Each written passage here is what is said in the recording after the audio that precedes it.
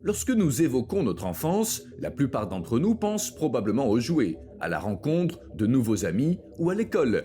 Mais l'enfant dont nous parlons aujourd'hui a un quotidien carrément fou pour un enfant. Il s'agit de Kim Joo-hae, la fille de 10 ans du dictateur nord-coréen Kim Jong-un. Son enfance n'est pas synonyme d'amusement, mais d'observation d'essais d'armes nucléaires et de défilés militaires. Et bien qu'elle soit encore à l'école primaire, elle se prépare déjà à son avenir. Un jour, elle succédera à son père et deviendra la nouvelle dictatrice de la Corée du Nord. Dans cette vidéo, nous te présentons la vie incroyable de Kim Joo-hae, l'environnement absurde dans lequel elle grandit et l'étrangeté de son quotidien. Nous commençons par un fait curieux qui est son nom. Traduit littéralement, Kim Joo-hae signifie « fille bien-aimée » en coréen. Ce n'est pas son vrai nom, mais comme les gens l'adorent déjà et lui ont donné ce surnom, elle est toujours appelée Kim Joo-hae dans les médias. Son vrai nom est Kim Eun-jun, mais son père tient beaucoup à ce surnom et ne veut pas en changer. Mais qui est exactement Kim Joo-hae ? Kim Jong-un a 3 enfants avec sa femme Ri Sol-ju. Son aîné est un garçon qui est né en 2010 et qui a rarement été vu en public. Le plus jeune n'a que 6 ans et c'est une fille. À 10 ans, Kim Joo-hae est en plein milieu. Et bien qu'elle soit une fille et plus jeune que son frère, Kim l'a choisi pour diriger le pays un jour. En effet, dans le régime des Kim, contrairement à ce qui se passe dans les familles royales par exemple, ce ne sont pas les enfants les plus âgés qui prennent automatiquement la relève, mais ceux que leurs parents jugent les plus aptes.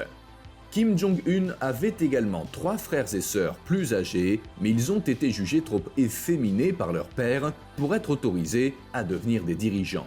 Kim voit en sa fille un caractère que ses autres enfants n'affichent pas. Mais à quoi ressemble vraiment la vie de la fille de Kim Jong-un ? Alors que les habitants de la Corée du Nord vivent dans une pauvreté abjecte et que, selon Amnesty International, beaucoup ont à peine de quoi manger, Kim Joo-hae et ses parents vivent dans un luxe absolu. Et pas seulement dans le palais présidentiel officiel de la capitale, Pyongyang, mais aussi dans plusieurs propriétés somptueuses. Il s'agit notamment d'un domaine situé sur la côte est de la Corée du Nord, au bord de la mer du Japon, avec plusieurs villas, un hippodrome, un court de tennis et un terrain de golf.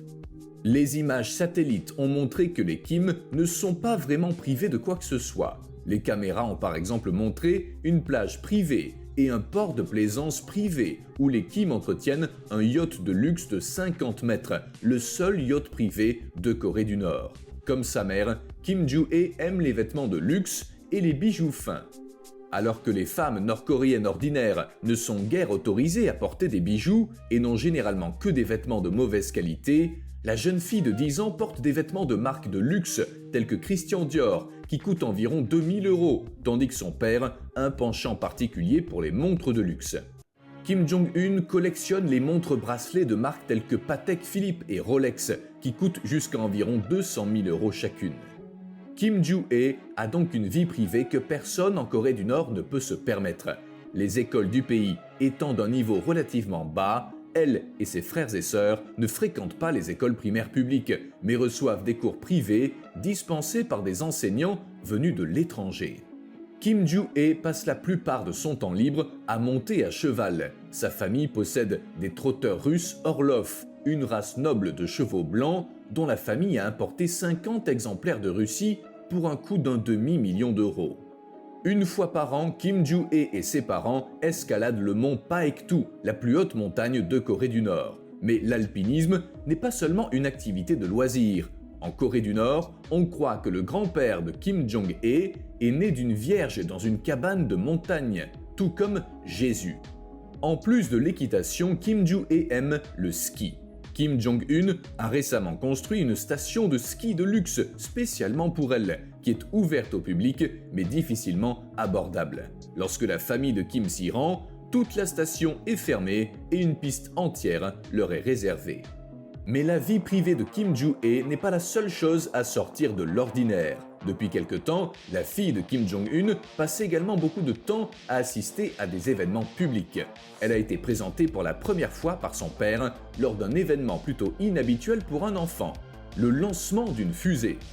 Bien que Kim n'ait pas vraiment parlé de sa fille pendant le lancement de la fusée, cette apparition a été perçue comme un message important pour son peuple et le monde extérieur. L'idée est de faire comprendre que cette fille deviendra un jour la nouvelle dirigeante du pays et qu'elle aura également le contrôle de l'arsenal du pays.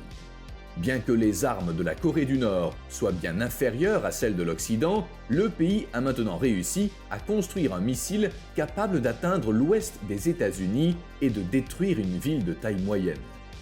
L'obsession de la famille Kim pour les armes de destruction a été démontrée lors de l'événement par leur mère, Ri Sol-ju. L'ancienne chanteuse a même porté un collier en forme de missile continental lors de l'événement.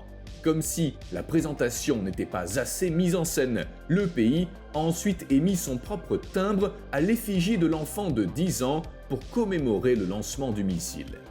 Depuis cette première apparition publique, il y a près d'un an, Kim Jong-un a emmené la petite fille à un large éventail de célébrations et d'événements, tous entièrement axés sur la propagande. Il s'agit pour la plupart de défilés militaires ou d'événements commémoratifs, bien qu'elle ait également assisté à un match de football de l'équipe nationale. Kim Joo-hae est censée perpétuer ce que l'on appelle en Corée du Nord la lignée familiale. Elle doit donc apprendre dès son plus jeune âge comment se comporter lors de ces événements et ce qui s'y passe. Mais s'il est possible que Kim Joo-hae dirige un jour la Corée du Nord, cela n'est pas vraiment confirmé. D'autres candidats ont également de bonnes chances de devenir le prochain dirigeant de la Corée du Nord. Il y a la jeune sœur de Kim Jong-un, Kim Yo-jong, la tante de Kim Joo-hae, qui a déjà fait savoir qu'elle serait une dirigeante intransigeante. Kim Yo-jong est le chef de la propagande et le confident du dictateur. Elle a ouvertement menacé la Corée du Sud de faire la guerre et à plusieurs reprises, elle a publiquement fantasmé sur la façon dont elle aimerait détruire complètement certaines parties des États-Unis. Kim Joo-hae pourrait également être un successeur potentiel si elle s'avère appropriée à l'avenir. Mais Kim Joo-hae se heurte à un autre obstacle, sa propre famille. Les Kim ont beau vendre leur famille au peuple comme étant harmonieuse, infaillible et presque divine, ils traitent toujours de façon cruelle les membres de la famille qui s'éloignent de la ligne souhaitée. Par exemple, lorsque Kim Jong-un est arrivé au pouvoir, il a exécuté son propre oncle, qui était son mentor depuis l'enfance. Même le frère de Kim Jong-un, Kim Jong-nam, n'y a pas échappé. Quelques mois avant la mort de leur père, Kim Jong-un et son frère se seraient brouillés au sujet de la succession au trône, que Kim Jong-un refusait d'accepter. Après la prise de pouvoir de Kim Jong-un en Corée du Nord, son frère aîné a semblé se douter de ce qui pourrait lui arriver et a même demandé l'asile au Japon avant que le dictateur ne prenne le pouvoir. Il a finalement été tué dans une attaque au poison par 2 femmes dans un aéroport en Malaisie. Reste à savoir qui dirigera la Corée du Nord après Kim Jong-un. Dis-nous ce que tu en penses de l'avenir du pays dans les commentaires. Au revoir et à la prochaine fois ici sur Bon à savoir.